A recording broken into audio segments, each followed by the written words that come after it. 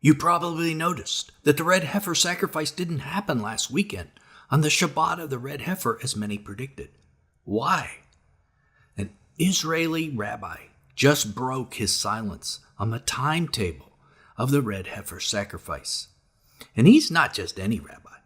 He's the main religious writer for Israel 365 News and a good friend of the Temple Institute who are actually planning to do the sacrifice. So if anyone knows the timetable, it's this guy.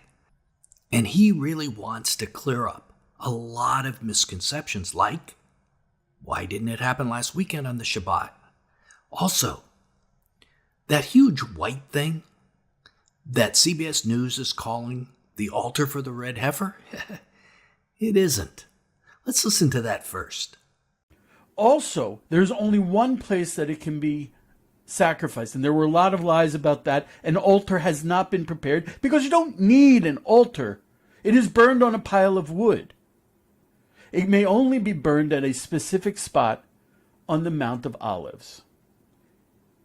So anyone who talks about an altar has been built, they're lying to you. Okay?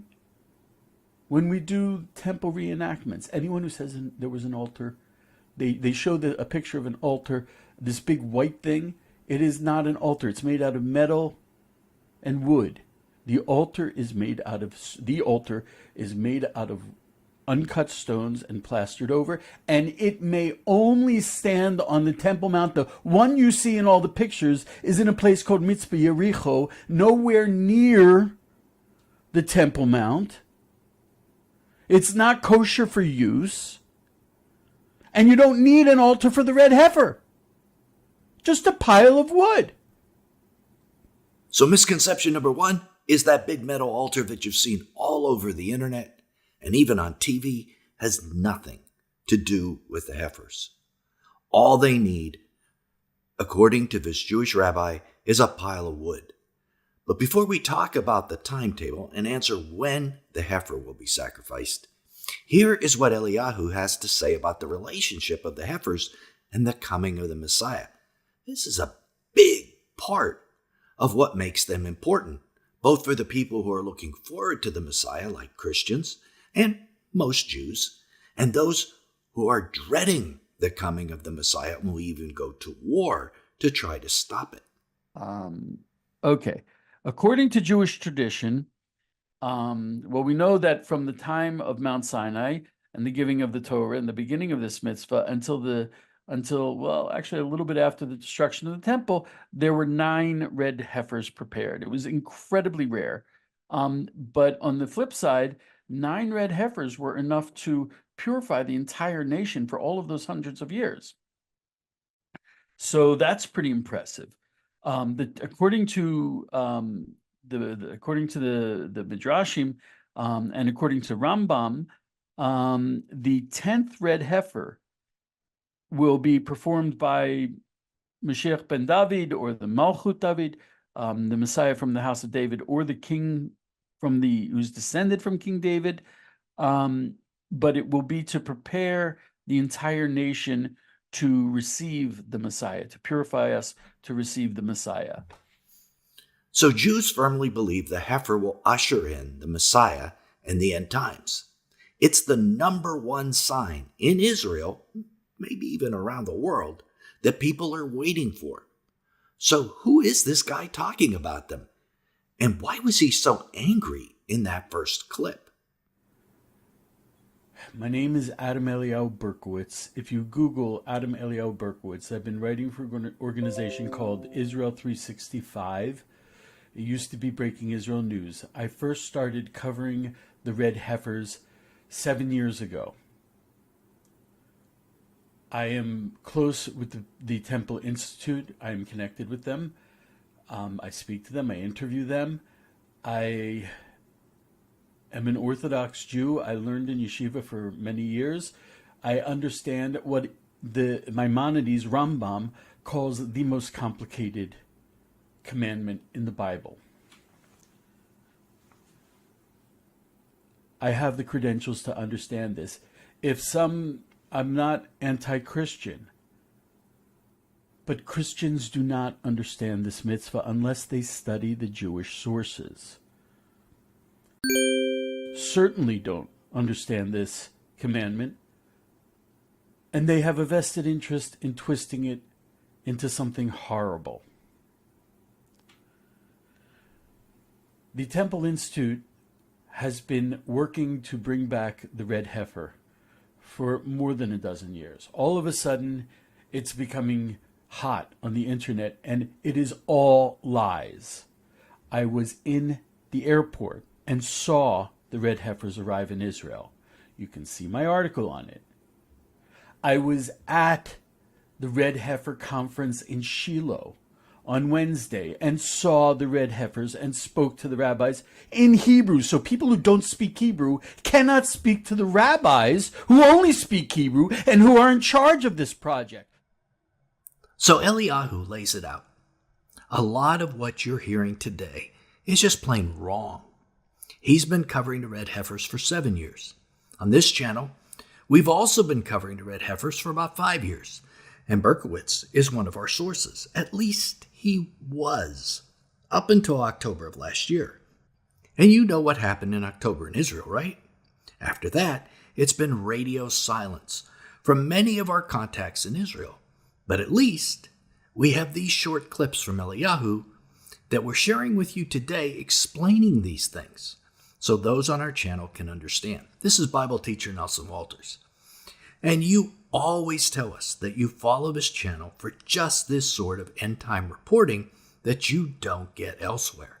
At any time you want on this video, you can hit that subscribe button so that you can keep getting information like this 3 times a week. This is a mitzvah for the Jews. Also, having the ashes of the red heifer does not require us to build the third temple. This is really the key point in this video and Eliyahu's video. And he's right. Having done a successful red heifer sacrifice and having the ashes of the red heifer to mix with spring water from the Gihon spring to use in sprinkling to make what he tells us is billions of people ritually pure does not necessitate they build a third temple. Doesn't necessitate it at all. It's not required. But it makes it possible. He didn't mention that part. We'll get to why in a second. The third temple cannot be built by Jews without the ashes of the red heifer, because Jews cannot ascend to the holy area where the temple was located without ritual purity provided by the heifer. Also, we do not need a temple in order to start the temple service. We only need an altar, which is a pile of uncut stones. If I get 10 teenage boys, give them each a stone and point them to the Temple Mount, and they make a pile of stones, we can do sacrifices. And then when the sacrifice is over, we take the stones away. People who say that we're going to build the temple next week because we have the red heifer, they are ignorant, they are lying, and they're trying to cause. This is where the controversy comes into play. This is why Eliyahu's angry. Potential war is a very real possibility. You know, one has already happened. And we reported on that in this previous video.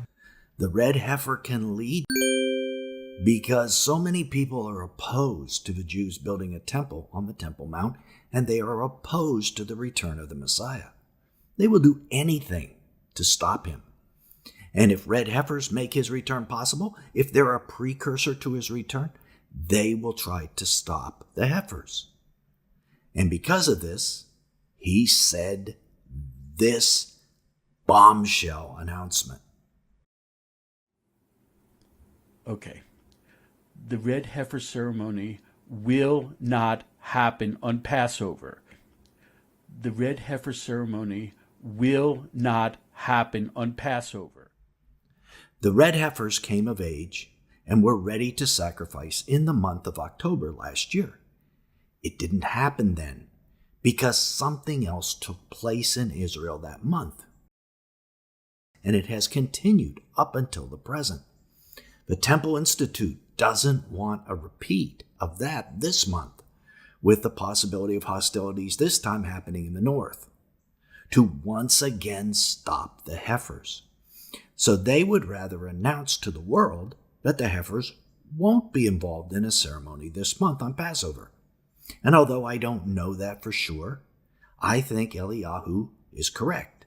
I don't think we should expect the heifer sacrifice this month. And that's a pretty big bombshell because you see it announced that it's going to happen everywhere else on the internet. In fact, we even believed that at one point. I think they had every intention of doing it this month, but I think they are pulling back to prevent hostilities. Maybe they're even being told to hold back by the Israeli government. Now, rather than saying that outright, Eliyahu instead makes some very lame excuses. Listen to him first, and then I'll explain why these are lame excuses. And then we're going to discuss the real timeline as we think it may happen. Okay. The red heifer ceremony will not happen on Passover. There are no plans. It is a hugely complicated mitzvah. Everything has to be lined up in place. And it's not just the red cows. First of all, the cows have to be perfectly red. They have to be checked, every single hair on their body. I've seen it done. Also, there has to be a kosher Kohen. We know who our Kohanim are. We know which Jews are of the priestly class. We've always known that. But we need to find one who has never been in a hospital. Because if he was in the hospital, he got ritual impurity and is not kosher to perform the sacrifice. He has to be 15 years old because slaughtering a full-grown cow is physically demanding. The Mount of Olives has a lot of graves. Kohanim, priests, may not go into a cemetery. So a special boardwalk has to be built so that they are walking above the graves and not on the graves. It will not happen this Passover. The conference happened. Anyone who said so, anyone who hinted that it might, they are lying. I challenge any of those people who made videos about the red heifer to answer questions about it. This is the chance after 2,000 years to bring back the red heifer. Yeah, I'm angry. Since he challenged us, let me explain why these excuses he gave are lame. The real reason that they're delaying is political, not technical. They want it to be safe. They want the heifers to be safe, and they don't want. Now, according to the Temple Institute, they've been preparing for a red heifer for 12 years. And they've had 5 of them there in Israel for 18 months. And they've been of age to sacrifice for 6 months. You mean to tell me they haven't prepared all this stuff he mentions in advance? They are likely doing checks on the redness of the heifers on a daily basis. I would be. They have likely picked out their Cohen or priest long in advance and are protecting him from being impure. And just yesterday, this guy on the screen was announced by the Temple Institute to meet all the requirements, so they obviously have a priest ready to go. The priest and the heifer can be driven up to the sacrifice site in a truck, and only then a short boardwalk is needed from the truck to the woodpile altar. I'm also sure they have had this built. Maybe it's 100 feet long, I'm guessing. My goodness, they have a great deal of the temple already built and stored. They can certainly have built a 100-foot boardwalk out of wood. But the last 2 things he said are true. I sincerely doubt the sacrifice happens on Passover. Can you imagine the safety concerns with the publicity it's received? Can you imagine the additional publicity that would happen? They want it to be a surprise, I think. Second, I have no doubt Eliyahu is frustrated because what they've waited for 2,000 years and felt was right within their grasp has been delayed again. So the odds of it coming with the April 8th eclipse or with the Passover are extremely slim. Our community should not get their hopes up. The timing of these heifers is in God's hands, not man's hands. Yes, we're so close. We're so close to bringing back the temple service. We're so close to seeing the final redemption.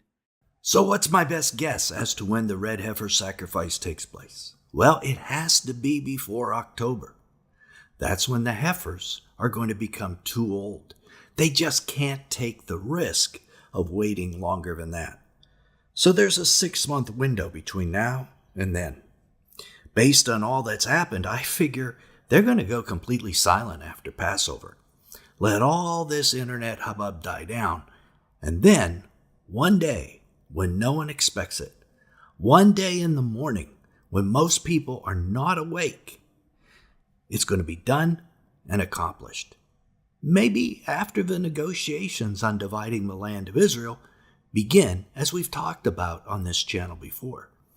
But the bottom line is, we don't know. So just be watchful.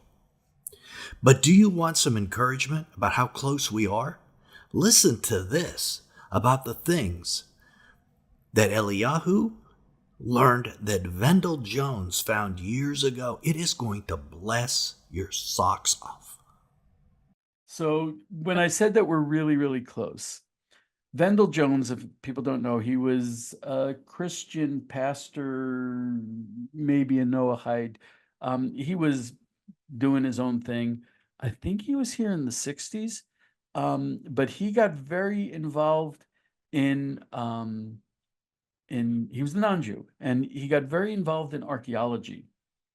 And he went down to Qumran, and he found a small vial of shemen afar simon, persimmon oil, which was used to anoint the priests. And he went to the Israel Antiquities Authority, and they analyzed it and checked it out, and they're like, wow, you really found it. And that started a storm of controversy because, as I said, the government was like, ooh, this is bad. Because if we have the oil to anoint the kings and to anoint the priests, well, maybe people will want to do that and do the biblical stuff. We can't have that. So Vendell then found a big cistern full of a very aromatic powder, tons, or at least 1 ton of this aromatic powder. And he took it to a lab to get analyzed, and it had precisely 11 ingredients. There aren't too many things we know of that have precisely those 11 ingredients. He had found a storehouse in Qumran, which is by the Dead Sea. On the map, it's almost exactly next to Jerusalem, but you have to climb up a high mountain. He found a storage in Qumran of temple incense that was stored there. Not everything was kept at the temple. The Qumran, actually, they kept a lot of stuff there. There's also, if you ever get a look, if you get a chance to look at the Copper Scroll Project, a book written by Shelley Neese about Jim Barfield, both very dear friends doing amazing things, non-Jews bringing the Geula, bringing the final redemption at light speed. Have you ever heard about that copper scroll that Eliyahu mentioned? Click right here to keep watching and learn about the treasure map written on copper and discovered with the Dead Sea Scrolls. Absolutely amazing. And it's related to everything Eliyahu is talking about. Till then, this is Nelson, and I'll see you there.